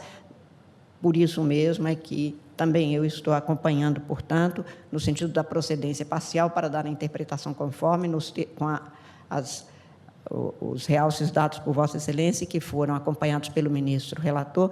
Eu só ainda não entendi, ministro Cássio, se Vossa Excelência aceitou a ponderação do ministro Flávio Dino de até 10 anos, porque seria a minha forma de votar. Dizer, que houvesse uma possibilidade de quem vai aplicar, porque pode haver situações com maior ou menor dolo ou culpa, a estabelecer alguma dose aí. Mas portanto, com essas observações singelas, mas vou fazer juntada de voto, presidente. Eu estou acompanhando o relator, que já aceitou as ponderações de Vossa Excelência, e agora também traduzindo o que foi sugerido pelo ministro Flávio Dino. Como voto, senhor presidente. Obrigado. Ministro Fux, Vossa Excelência não está de acordo com o até. Vossa Excelência deixaria 10 anos fixos. Eu também não consegui só concluir o voto. Não, eu acho que o ministro Cássio ajustou e Vossa Excelência diverge nesse pequeno ponto. Mas elogiando o trabalho do ministro Cássio, que eu não tive a oportunidade de É que nem presidente, aqui Vossa Excelência lembrou dos 40 anos, quando o então governador Tancredo Neves foi ao colégio eleitoral, ele disse mineiramente isso, né? Vou, mas avisa lá que eu vou com o nariz fechado. Vou tapar o nariz para ir, mas de todo jeito eu vou para garantir uma eleição legitimada. Mais ou menos isso. Às vezes a gente vota com elogios, não é isso, ministro? Senhor presidente, só para ficar claro, então, a minha divergência em relação ao relator e aos que o acompanharam, Sua Excelência julga improcedente, eu julgo procedente. Entendi, eu bem entendi. Como voto do ministro Gilmar Mendes. Presidente, eu vou, tendo em vista os precedentes já referidos e considerando as implicações que isso possa ter, eu vou pedir vista dos autos para um melhor exame, considerando até 2 pontos que a Procuradoria traz. Além da questão da competência, a Procuradoria chama atenção para esta questão. Não há previsão semelhante. Na repartição constitucional de competências, a esfera federal atribuiu-se atuação legislativa privativa na matéria, a quem cabe a discussão sobre o tema e a definição de normas gerais que uniformizem o tratamento a ser conferido às empresas envolvidas. Na esfera federal, não há previsão semelhante à da lei estadual que afaste os sócios da empresa faltante por período determinado do tempo do ramo da atividade exercida. Também não existe lei complementar que autorize os estados a legislar sobre questões específicas da matéria, conforme exige o parágrafo único do artigo 22 da Constituição Federal. A Procuradoria, inclusive, lembra um dispositivo que acho que foi só utilizado uma vez, no caso do salário mínimo profissional, salvo melhor juízo. Até se poderia fazer mais uso desse 22, parágrafo único, dando competências específicas de regulamentação aos Estados. No campo do direito empresarial, ainda prossegue a Procuradoria, enquanto for esse o quadro normativo federal, não terão os Estados competência para avançar, e aqui ninguém está disputando o repúdio ao trabalho escravo, e nem a boa intenção, o bom intento da lei. Mas, para usar a expressão mais comum, o bom intento não é legitimador da norma legal. Pode haver boa intenção. Isso não é suficiente, é preciso que se siga o catálogo de competências. De modo que eu vou pedir vista para poder, pelo menos, problematizar essa questão. E, como eu disse anteriormente, a mim me preocupa, sobremaneira, a outorga desta possibilidade a diferentes entes da Federação, 27 unidades, com a possibilidade, como infelizmente só ia acontecer, de desvios, inclusive no terreno da competição, que é muito comum em termos das disputas de mercado. Peço vista. Obrigado, ministro Gilmar. Apenas para deixar claro, o parecer da Procuradoria-Geral da República é pela validade de todos os dispositivos, inclusive o da competência, menos o parágrafo 4º que impõe a restrição aos sócios de voltarem à mesma atividade. Mas eu proclamo, então, o resultado provisório após o voto do relator e dos ministros Flávio Dino, Cristiano Zanin, André Mendonça, Alexandre de Moraes, Luiz Edson Fachin, Luiz Fux, Carmen Lúcia e presidente, que acompanhavam o relator, e do voto divergente do ministro Dias Toffoli,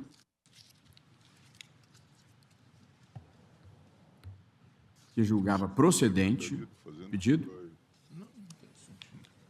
requereu vista o ministro Gilmar Mendes. Aguardam os demais não, que só faltava ele mesmo, então ninguém aguardará. São 16 horas e 10 minutos, vou fazer a suspensão da nossa sessão e retomaremos após o intervalo.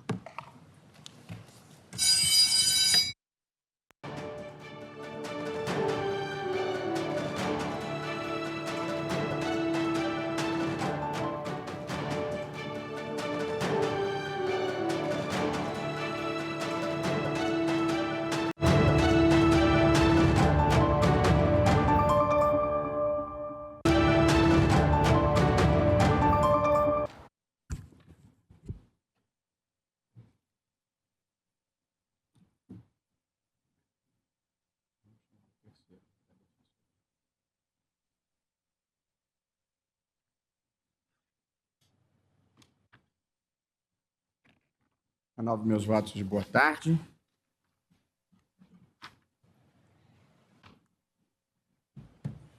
Doutores estão no plenário aguardando qual julgamento? O terceiro. Sorte que vocês deram.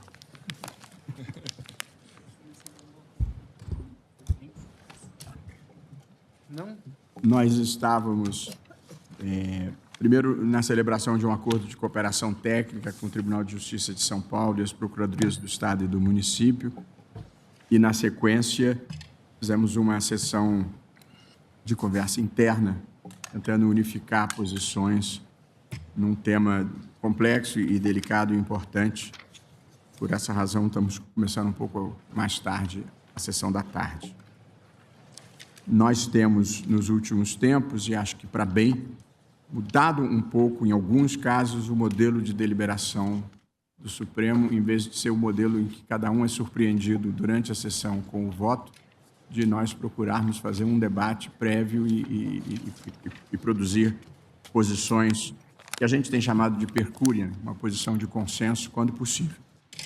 E quando não é possível, a gente vocaliza a divergência, como é da tradição do tribunal. Eu chamo para julgamento a ação direta de inconstitucionalidade 5644, procedente de São Paulo, da relatoria do ministro Luiz Edson Fachin, requerente é a Associação Nacional de Defensores Públicos. Aqui é a continuidade desse julgamento e é uma ação em face da Lei Complementar 1297 de 2017 do Estado de São Paulo. O ato impugnado de iniciativa do governador determina que das receitas que compõem o Fundo da Defensoria Pública do Estado de São Paulo, 40% sejam destinados à prestação de assistência jurídica suplementar, isto é, ao pagamento de advogados dativos. Para a autora, que é a Associação Nacional das Defensoras e Defensores Públicos, a ANADEP, a norma é formalmente inconstitucional, pois a lei deveria ter sido de iniciativa privativa do defensor público geral. E, além disso, o ato violaria a autonomia financeira e orçamentária da Defensoria. O processo teve seu início de julgamento em ambiente virtual e, posteriormente, já foi objeto de apreciação em algumas sessões presenciais, com a votação já avançada. Há, em síntese, o seguinte quadro. Pela procedência do pedido, votaram o ministro relator, Edson Fachin, eu mesmo, o ministro Marco Aurélio, a ministra Carmen Lúcia, o ministro Dias Toffoli, o ministro Nunes Marques e a ministra Rosa Weber. 7 votos. Pela improcedência do pedido, votaram os ministros Alexandre de Moraes, Ricardo Lewandowski e Gilmar Mendes.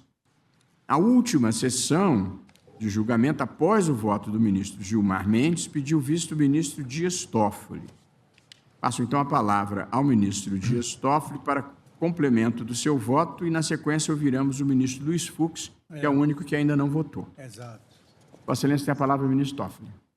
Pois não, presidente, agradecendo Vossa Excelência, renovando os cumprimentos também a todas e a todos.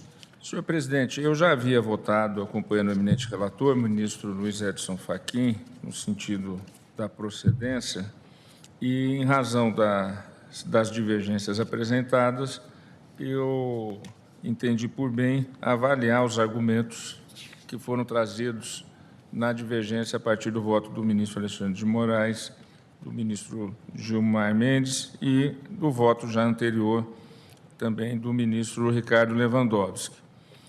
E eu adianto que mantenho o voto acompanhando o relator, ministro Edson Fachin, julgando procedente o pedido formulado com as vênias aos entendimentos dos que julgaram os 3 colegas que votaram no sentido da improcedência da ação. E digo que o Fundo de Assistência Judiciária, FAGE, foi instituído pela Lei 44.784 e, na época, ainda inexistia a Defensoria Pública Estadual, sendo a assistência judiciária aos legalmente necessitados prestada pela Procuradoria do Estado.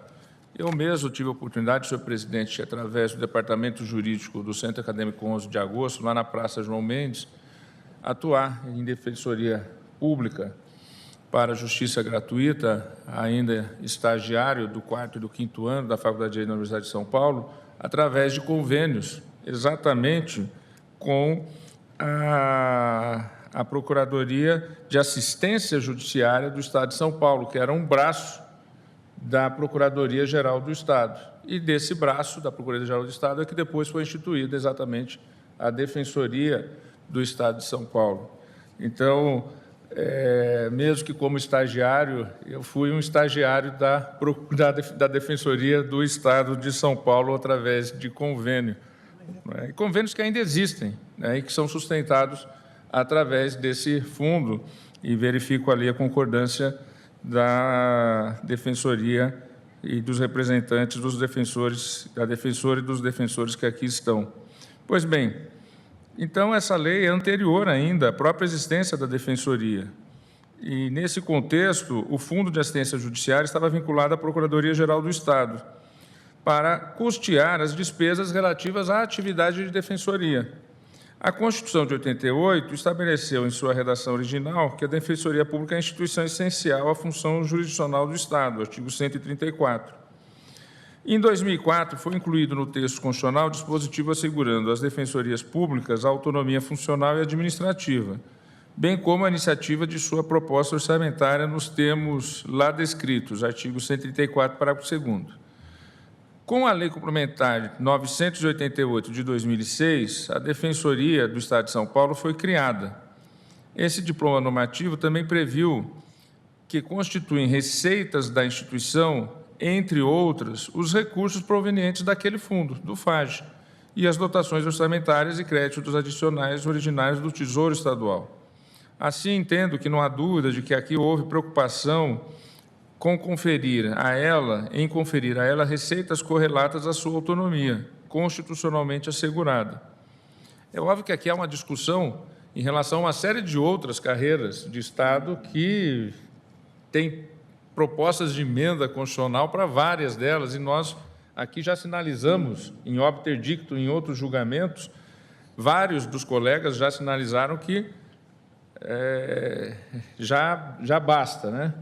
Já a Defensoria, mas a partir daí não dá para dar autonomia financeira para todas as carreiras e instituições de Estado, porque senão nós teremos, daqui a pouco, ministro Flávio Dino, 40 poderes e não 3 poderes. Nós já temos 3 poderes e 2 instituições que são instituições essenciais à administração da Justiça, que também têm autonomia orçamentária e financeira. Eu entendo que de maneira correta, que são o Ministério Público e as defensorias públicas. Mas ir além disso, como há propostas, ministro Zanin, em tramitação no Congresso, é demais. Eu acho que ministro Toffoli, pois não, eu não participo do julgamento, que a ministra Rosa já votou e, obviamente, eu não vou tratar do caso. Mas eu ia pedir a opinião de Vossa Excelência. Eu percebi isso, por isso que eu adiantei. Eu já estava aqui dialogando com você. Face a nossa afinidade, eu percebi isso. Mas, na verdade, é um comentário que ontem eu fiz na primeira turma, na presença do nosso ilustre presidente, do ministro Alexandre e Carmen Fux. O pior é que esta autonomia, às vezes, está sendo mal exercida. Porque mesmo esses fundos, que são fundamentais para os tribunais, Ministério Público e etc., às vezes ou são contingenciados unilateralmente quando estão no âmbito do Poder Executivo, e eles se frustram, ou quando eles estão no âmbito desses órgãos dotados ou da natureza de poder ou de função autônoma do sistema de justiça, nos termos da Constituição, levam a que hajam superávites inacreditáveis. É algo que, em algum momento, não o tribunal, mas o Estado brasileiro vai ter que discutir como, em um determinado Estado federado, que o ministro Fux conhece bem, e o ministro Barroso também, certa feita, a folha de pessoal do Poder Executivo foi paga com o empréstimo do Tribunal de Justiça. Do fundo, Do fundo. Então, há situações em que os fundos têm mais receitas do que a própria conta única do Tesouro. E acontece o seguinte, eu não lembro bem, acho que foi o eminente presidente ou o ministro Fachin no plantão. Às vezes, a ideia é de quando o dinheiro está sobrando, alguém resolve fazer um rateio. Acho que foi Vossa Excelência ou o ministro Barroso. O dinheiro está sobrando, vamos... Não, eles impediram. É um caso concreto. Eles impediram o rateio. E a pessoa diz, não, tem tanto dinheiro, vamos dividir aqui. Aí cria-se algo, sabe Deus de onde, sabe Deus com que base legal, e paga-se. Então, realmente, é apenas esse óbiter dito dentro do óbiter dito para dizer que realmente expandir essas autonomias de modo ilimitado vão gerar uma distorção gravíssima. Agradeço, eminente amigo, ministro Flávio Dino. Essas preocupações são de todos nós, não há dúvida nenhuma. Pois bem, a lei complementar que cria a Defensoria, ela acaba impondo a manutenção da assistência judiciária em convênio com a OAB. E a própria lei estabelece o limite da utilização do fundo. Ou seja, o que o eminente relator, salvo engano de memória, o faz, é dizer que essa vinculação dessa porcentagem fere a autonomia orçamentária financeira de gestão da Defensoria Pública, porque ela pode exatamente utilizar o fundo de acordo com aquilo que é o fundamento constitucional da sua gerência, da sua administração. É evidente que é sabido e foi esclarecido aqui durante os debates, salvo engano, a eminente defensora pode depois deixar claro a respeito, mas foi esclarecido que ainda é necessário esses convênios e esses convênios serão mantidos. O que a Associação Nacional dos Defensores Públicos ataca é o dispositivo da Lei Complementar Estadual Paulista, que estabelece exatamente aqui no parágrafo 4º e 5º do artigo 236, no parágrafo 4º, da totalidade das receitas que compõem o fundo de que trata o caput deste artigo, 40% serão destinados à prestação de assistência judiciária suplementar. Ou seja, ela obriga que 40% seja só para esse tipo de atividade. Ou seja, isso com o tempo, né, se altera conforme a implementação da Defensoria foi avançando, não é, na sua capilaridade e, com isso, evidentemente, que que se cria uma reserva de valor para esse convênio, não é? Que é necessário ainda, mas pode ser que um dia nem seja necessário. Não é? Mas, conhecendo a realidade de um Estado tão grande, a Justiça Estadual de São Paulo responde, em matéria de justiça estadual, por cerca de 80% dos processos da Justiça Estadual no Brasil, quase 80% dos processos da Justiça Estadual no Brasil, segundo dados do Justiça em Números, ou seja, ainda né, o maior tribunal de justiça do mundo, costuma-se dizer, né, o maior tribunal do mundo, não é, ministro Alexandre, ministro Zanin, né? Nós que somos aqui paulistas, mas plurais, porque tem um palmeirense, um corintiano, um são paulino e um santista, que é o ministro André Mendonça. Né? E, então, São Paulo ainda é necessário, evidentemente, que há uma atuação da Defensoria ainda com auxílio dos convênios. Aqui eu cito ao longo do voto, senhor presidente, eu não vou tomar tempo da Corte, até porque eu estou aqui a acompanhar uma maioria já formada a partir do voto do ministro Luiz Edson Fachin, relator, e que já houvera acompanhado anteriormente, mas com os argumentos trazidos a partir do voto do ministro Alexandre, eu entendi por bem em reavaliar, e ao reavaliar a análise, eu vou pedir vênia, então, ao ministro Alexandre de Moraes, ao ministro Gilmar Mendes e ao nosso querido ministro de sempre, Ricardo Lewandowski, que já havia votado, para, pedindo vênia às suas excelências, manter o voto anteriormente proferido, no sentido de acompanhar o relator e julgar procedente a presente ação direta nos pedidos nela formulados e declarar a inconstitucionalidade formal e material da Lei Complementar 1.297 de 2017 do Estado de São Paulo. É como voto. Obrigado, ministro Dias Toffoli. Foi a que introduziu esses dispositivos. Mantém, portanto, a sua posição, somando-se à do relator e a 5 outros votos, portanto, 7 no total, pela procedência do pedido. Como vota o ministro Luiz Fux? Senhor presidente, agradeço à Corte. Senhor presidente, se eu bem entendi, a discussão que está aqui em jogo é uma lei que restringe, de uma maneira reflexa, a autonomia financeira da Defensoria, porque retira uma parcela substancial daquilo que lhe fora deferido originariamente. O problema na origem é outro, porque o problema na origem, a bem da verdade, e que nós declaramos que aquela metodologia de São Paulo de criar uma reserva de mercado para os advogados, em razão da não implementação da totalidade dos quadros da Defensoria, estava no caminho da inconstitucionalidade. A Defensoria Pública de São Paulo hoje é uma realidade. Então, pelo que eu entendi, eu queria até verificar com o ministro Fachin, é que Vossa Excelência julgou procedente porque entendeu que esta lei realmente estaria reduzindo a potência patrimonial, financeira da Defensoria Pública. Foi nesse sentido que Vossa Excelência... Se Vossa Excelência me permite, precisamente considerando que, no limite do percentual que a lei impugnada fixa, há uma interferência indevida que, entre outros efeitos, impede a expansão da própria Defensoria.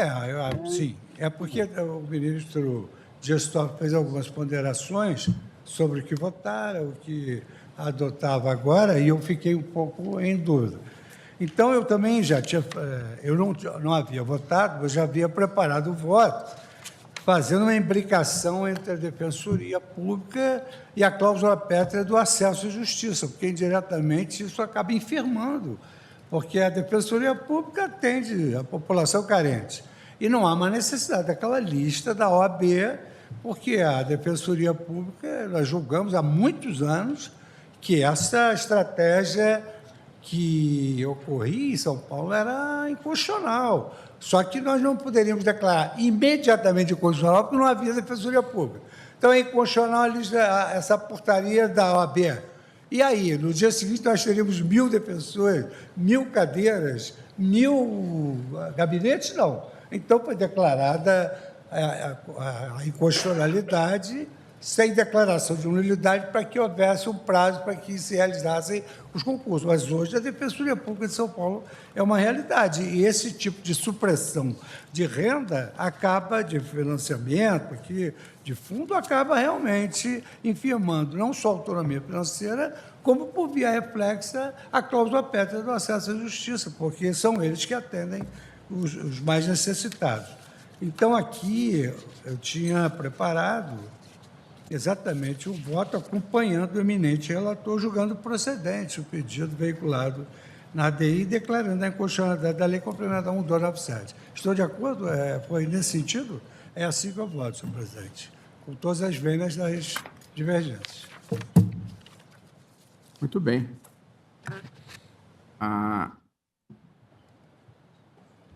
Proclamo, então, o resultado dos ministros André Mendonça e Cristiano Zanin e Flávio Dino não votam, porque os ocupantes anteriores da cadeira já haviam votado. Proclamo, então, o resultado. O tribunal, por maioria, julgou procedente o pedido formulado na ação direta para declarar a inconstitucionalidade formal e material da Lei Complementar número 1297 de 2017 do Estado de São Paulo, vencidos os ministros Alexandre de Moraes, Ricardo Lewandowski e Gilmar Mendes, que julgavam improcedente o pedido. Esse é o resultado.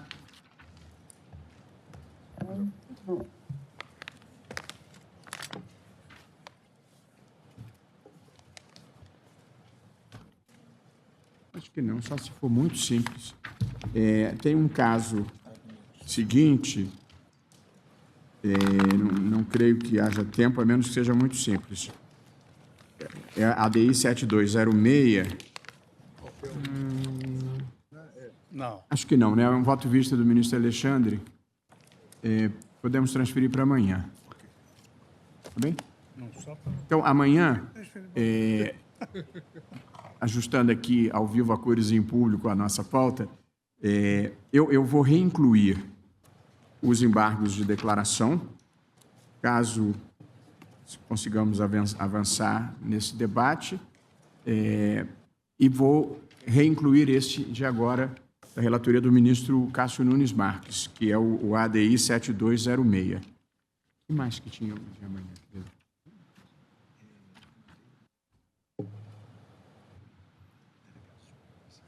Aí, na sequência, tem Vossa Excelência Ministro Toffoli, tributos, taxas estaduais decorrentes de serviços públicos, prevenção e combate a incêndio. Vou botar em terceiro da São pauta. vários processos, eu penso. Tem vários... São É um vários RE e uma processos DPF. com Não, são 3, 2 ADPFs e um RE. com relatores diferentes com o mesmo tema. Então, assim, um é do Acho que o ministro ministro Fachin tem Fachin. um. Deixa eu me ver aqui. Eu acho É que isso. sim. Eu já mandei para Vossa Excelência a proposta. Tá, eu já mandei para diversos aí, eu tive que parar aqui. Recebi. Então, a nossa pauta fica embargo de declaração no caso do Diário de Pernambuco, esse caso do delegado de polícia, e, se houver tempo, chegamos a essa questão da taxa de incêndio. Está bem, ministro Fachin? Está bem. Eu apenas gostaria, presidente, em homenagem ao diálogo que já tivemos e que ainda vamos ter, enaltecer essa metodologia que tem sido feita de alcançar, especialmente na formulação da tese, um consenso que espelhe a compreensão majoritária do plenário. E é esse o esforço que nos embargos de declaração que Vossa Excelência, creio, irá incluir, talvez como primeiro da pauta de amanhã, do recurso ordinário 1.075.412. Essa dimensão cooperativada da formulação, nada obstante, claro, que é a responsabilidade do relator, mas creio que a formulação da tese é uma responsabilidade colegiada do plenário, portanto, enaltecer essa condução que Vossa Excelência tem feito nessa direção também. Muito obrigado, ministro Dias Toffoli. E eu acabo de enviar para todos o quadro com todas as diferentes posições. A partir dela, nós tentamos trabalhar um consenso.